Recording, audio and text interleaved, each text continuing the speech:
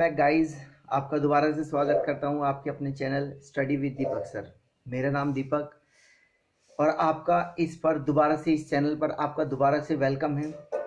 आज आपके लिए गाइस हम लेकर आए हैं बहुत अच्छा सा टॉपिक, बहुत अच्छे से कॉन्सेप्ट लेकर आए हैं और आज हम स्टार्ट करेंगे नया चैप्टर। और इस चैप्टर में देखेंगे कि क्वेश्चंस को हम किस तरीके से होल्ड करते हैं, किस तरीके से नहीं। बहुत इंटरेस्टिंग होने वाली है आज की क्लास, तो बने रहें मेरे साथ और देखते रहें ये अध्याय।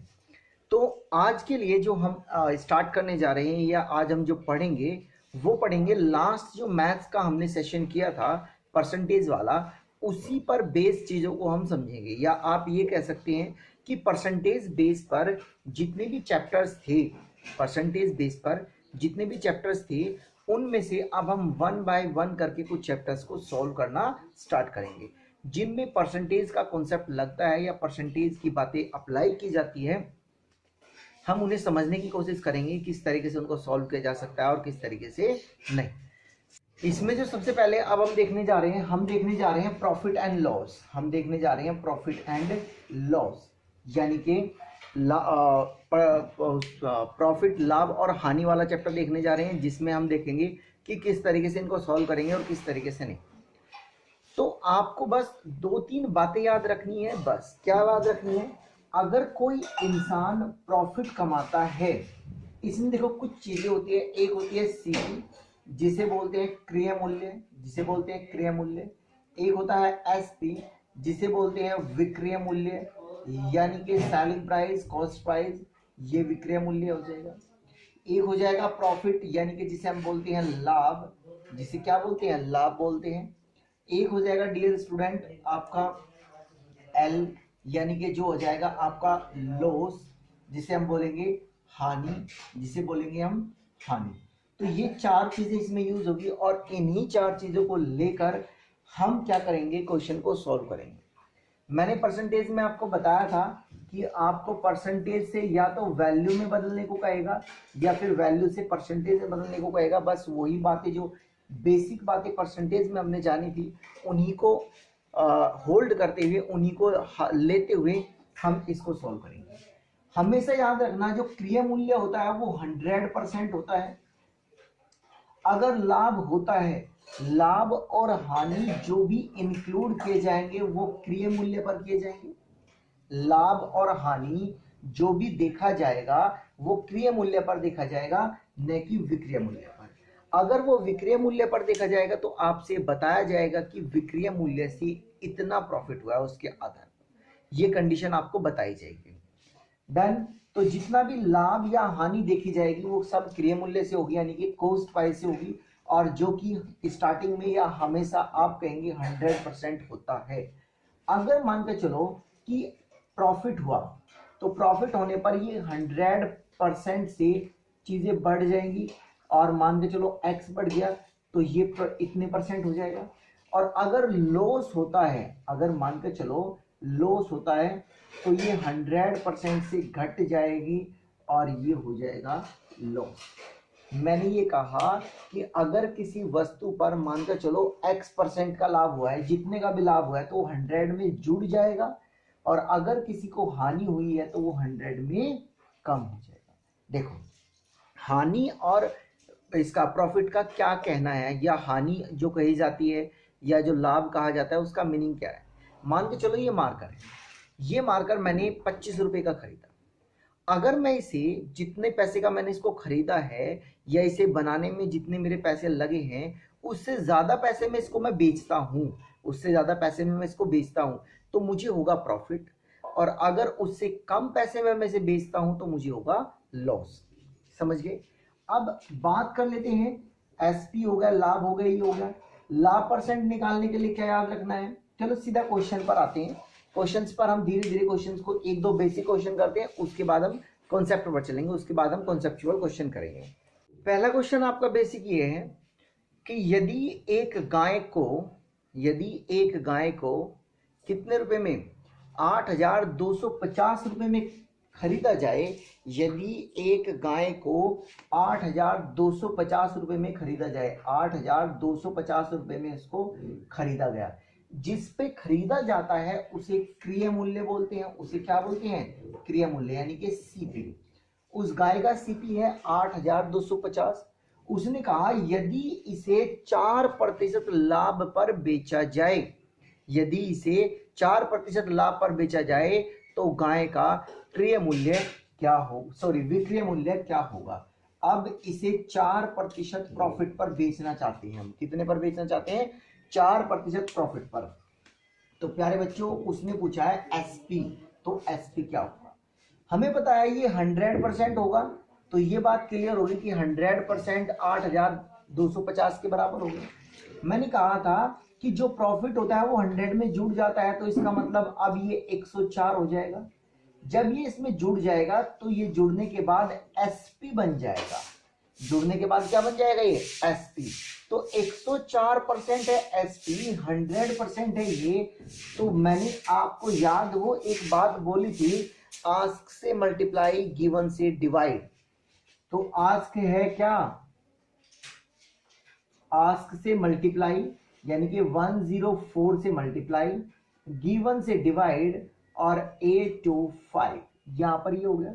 अब इसकी मल्टीप्लाई जब हम करेंगे, जब हम इसकी मल्टीप्लाई करेंगे तो मल्टीप्लाई करने के बाद इसका आंसर जो आएगा वो आएगा 8580। क्या आएगा? 8580। ध्यान से देखना, इसका आंसर क्या आएगा? 8580। इस जीरो से ये कैंसिल, 5 से इसको कैंसिल कर देंगे 2 आ जाएगा, 5 से इसको कैंसिल करेंगे तो कितना आएगा? 5 एकन 5, कितने बच गए? 3 और 5 30 और 5 पंजे 25। 2 से इसको कैंसिल कर लो, 5 और 2 यानी कि ऊपर क्या बच जाएगा? ये आंसर है, ध्यान रखना 165 इंटू 52। इन दोनों की मल्टीप्लाई कर लेंगे तो आपका आ जाएगा ये वाला आंसर, आपका आ जाएगा ये वाला आंसर। क्लियर है ये बात? ये था बेसिक क्वेश्चन, ये था बेसिक क्वेश्चन। एक और बेसिक क्वेश्चन देखते हैं। चलो देखो एक नेक्स्ट क्वेश्चन ये है बेटा, यदि किसी वस्तु को 490 रुपए में खरीदा जाता है, यदि किसी वस्तु को 490 रुपए में खरीदा जाता है, इफ एनी आर्टिकल इज बोरो, या मतलब उसको बोरो नहीं, बाई एट 490 रुपीज, अगर किसी वस्तु को बाई किया जाता है at 490 rupees and it sell 4% loss, यानी कि इसको 4% लॉस पर बेचा जाए तो वस्तु का विक्रय मूल्य क्या होगा? सीपी क्या हो जाएगा इसका? 490 हो गया। जो लॉस यानी कि 4% लॉस पर बेचा जा रहा है, इसको लॉस कितना है? 4% पर बेचा जा रहा है, तो इसका उसने पूछा है क्या? उसने पूछा है इसका एसपी। एक और बात याद रखना, परसेंटेज में आपको याद रखने के लिए क्या करना है, अगर आपसे पूछा जाए इतना तो आप क्या काम करो, इसका वैसे आप क्या कर सकते हो, जो मैंने अभी समझाया वो वाला भी कर सकते हो। अगर ऐसा नहीं करना चाहते तो एक और ट्रिक मैं बताता हूँ, एक और बताता हूँ। अगर मैं 490 का मान के चलो 1% निकालू तो कितना होगा? 4.9। इसमें अगर मैं 4 की मल्टीप्लाई कर दूं तो ये 4% के बराबर हो जाएगा क्या? बताना जरा। देखो 4 की मल्टीप्लाई करने के बाद कितना आएगा? 4 9 36, 3 4 चौक 16 और 3 19, इतना होगा। अगर मैं 490 रुपए में से इतने रुपए घटा दूंगा तो ये इसका एसपी नहीं आ जाएगा, ये इसका क्या आ जाएगा? एसपी 4। यहाँ पर 9 में से 9 गए 0, यहाँ पर 8 में से 1 गया 7, और ये इसका आंसर हो गया। डन। लो बताओ क्या दिक्कत थी? और अगर कोई बच्चा कहता है कि जी मेरे से तो ये नहीं हो रहा है, तो हम ऐसा कर सकते हैं, लो जी आप अब चल लो भेड़ चाल, जो भेड़ चाल चलनी थी हमें। क्या था कि 100% हो गया जी 490 के इक्वल। अब 4% का लॉस हुआ है तो आपको 100 में से घटाना पड़ेगा 4। अगर 4 घटाओगे तो 96 रह जाएगा, और 96 रहने के बाद ये हो जाएगा आस्क से मल्टीप्लाई, गिवन से डिवाइड। 490 अपॉन 100 इंटू 96, 1 0 से 0 कैंसिल, दोनों की मल्टीप्लाई कर लेंगे, और मल्टीप्लाई करने के बाद क्या आएगा? यही आंसर आएगा। समझ गए? 9 6 54, देखो 4 ही आ रहा है बाद में, 9 6 54 करोगे तो 4 आएगा, और एक डिजिट पर पॉइंट लग जाए तो आपका आंसर यही आएगा 4704। ये इसका आंसर है। ऐसा करना चाहो ऐसा कर लो, और ये करना चाहो ये कर लो। एक क्वेश्चन और करते हैं, फिर उसके बाद अपने नए कॉन्सेप्ट पर आते हैं जिसके बारे में हम बातें कर रहे हैं। देखो ये क्वेश्चन जो थे ये सीपी पर थे। अब एक क्वेश्चन और कर लेते हैं। यदि एक क्वेश्चन कुछ इस तरीके से है, यदि किसी वस्तु को 517 रुपए में बेचा जाता है, यदि किसी वस्तु को 517 रुपए में बेचा जाता है, यानी कि 517 रुपये में उसको सेल किया जाता है, बेचा जाता है, तो उसको 10% का लॉस होता है, उसको 10% का लॉस होता है। तो वस्तु का क्रय मूल्य बताइए क्या होगा। देखो जिस पर बेचा जाता है, जिस मूल्य पर बेचा जाता है, उस मूल्य को कहते हैं हम एसपी। तो एसपी कितना है इसका, वो है 517 रुपये। एसपी इतना, इस पे ये कितने पर लॉस पर, कितने लॉस पर बेचा गया था, तो आप कहेंगे 10% लॉस पर। तो इसका मतलब आप ये कह सकते हो कि ये 90% के बराबर है, ये 90% के बराबर है, क्योंकि सीपी क्या होगा, सीपी होगा आपका 100%। अब देखना कि अगर ये कितना है, ये है 90%, 517 और 100% आपको निकालना है, तो आप क्या काम करेंगे, आप आस्क से मल्टीप्लाई, गिवन से डिवाइड, 517/90 इंटू इतना, इससे इसको काट दिया और इससे इसको डिवाइड कर लेंगे। चलो इसको डिवाइड कर लेते हैं। अगर इसको डिवाइड करें तो डिवाइड करने के बाद इससे डिवाइड हो जाएगा, चलो चेक कर लेते हैं। तो इससे अगर इसको डिवाइड किया, 9 पंजे 45, बच गए कितने 6, और 9 सत्ते 63, 9 बच गए 6, 9 सत्ते 63, बच गए 4, और 0.9 चौक 36। तो लगभग इसमें जब 10 की मल्टीप्लाई करेंगे तो 574 के अप्रोक्सीमेटली आ जाएगा, इसके अप्रोक्सीमेटली इसका। देखिए अब अपने कॉन्सेप्ट पर आते हैं। कॉन्सेप्ट पहला क्या समझता है, पहले कॉन्सेप्ट में अगर हम देखें, कॉन्सेप्ट 1, आज के कॉन्सेप्ट में हम सीखेंगे जो आर्टिकल बेस्ड क्वेश्चंस आते हैं। आर्टिकल बेस्ड क्वेश्चन, जैसे कि मान के चलो कि मैंने 10 रुपए की कोई चॉकलेट खरीदी, मान के चलो मैंने 10 रुपए की कोई चॉकलेट खरीदी, 10 रुपए की मैंने 5 चॉकलेट खरीदी, और उन सभी चॉकलेट को मैंने कितने रुपए में, 11 रुपए में, 11 रुपए पर चॉकलेट के हिसाब से मैंने बेच दिया, या 9 रुपए पर चॉकलेट के हिसाब से मैंने बेच दिया। तो ऐसी कंडीशन में मुझे कितना लाभ होगा या कितनी हानि होगी, उन क्वेश्चंस को देखते हैं। जब ऐसे क्वेश्चन को हम सॉल्व करते हैं तो ऐसे क्वेश्चंस में हमें आर्टिकल्स को बराबर कर लेना चाहिए। बस ये बात यहां लिख देता हूं मैं कि आप क्या काम करेंगे, जो आर्टिकल्स होंगे उनको बराबर कर लेंगे। क्या कर लेंगे, आर्टिकल्स बराबर कर लेने चाहिए। बस इतनी बात याद रखिए और ये सारी चीज हो जाएगी। अब हम देखते हैं कि आर्टिकल्स को कैसे बराबर कर सकते हैं, क्वेश्चंस के थ्रू देखने की कोशिश। देखिए पहला क्वेश्चन है कि एक फल विक्रेता ने 5 रुपए में 6 की दर से केले खरीदे।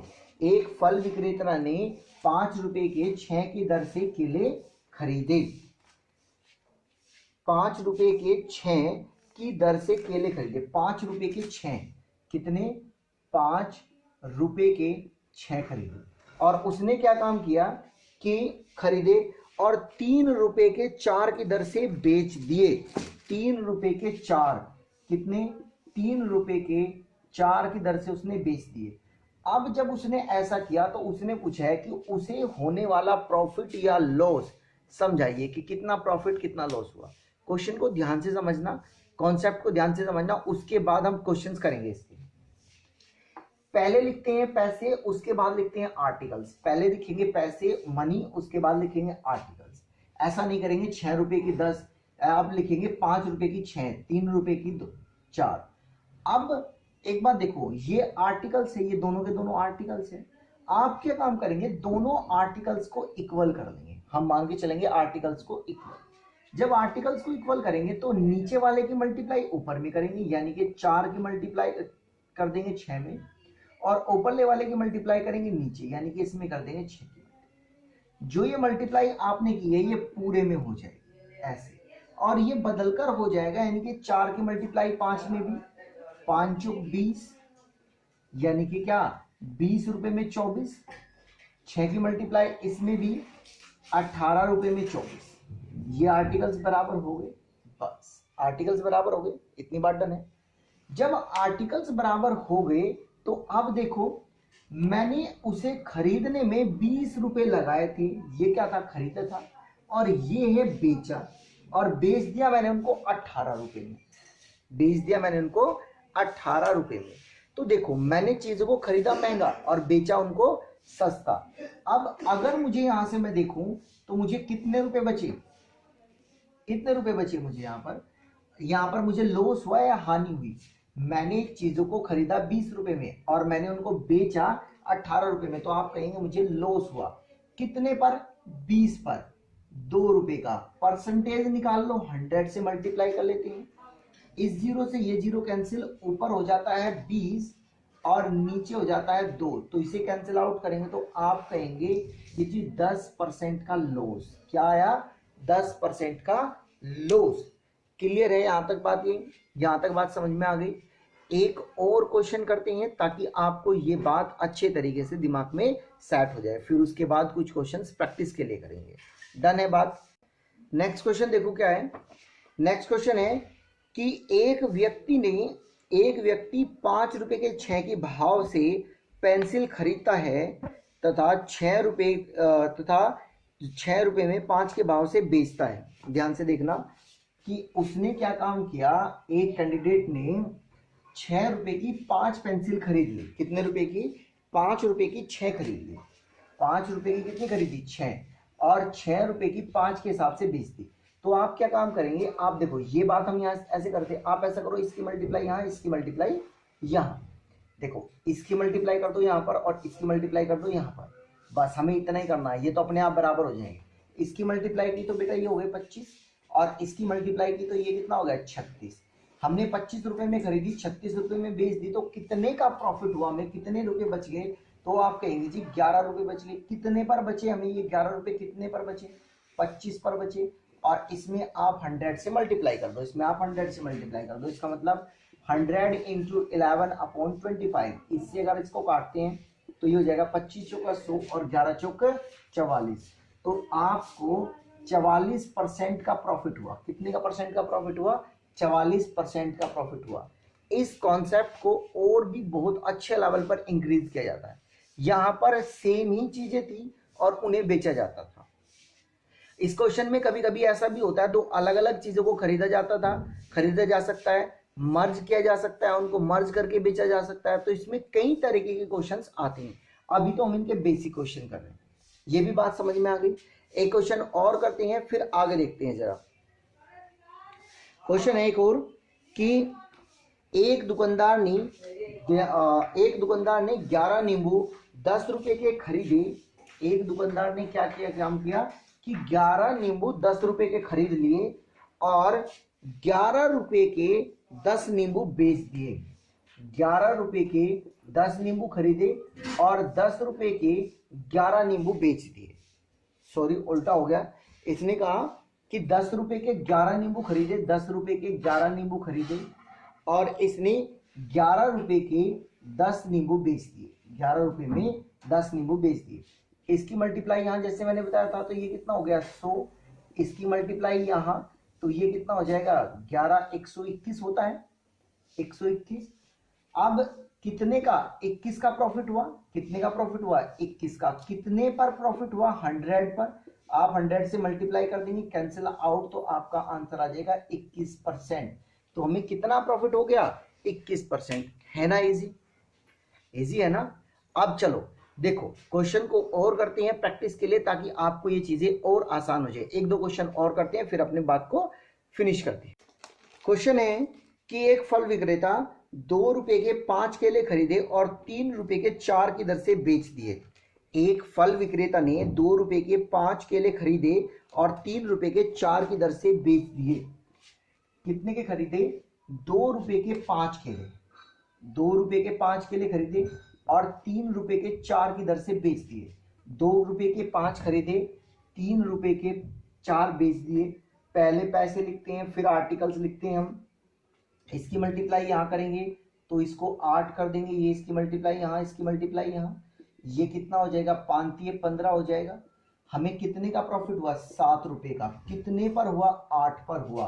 परसेंटेज निकालनी है 7/8 इंटू 100। अब ध्यान से समझना बात को, अगर 1/8 होता है परसेंट में तो वो होता है 12.5% के बराबर।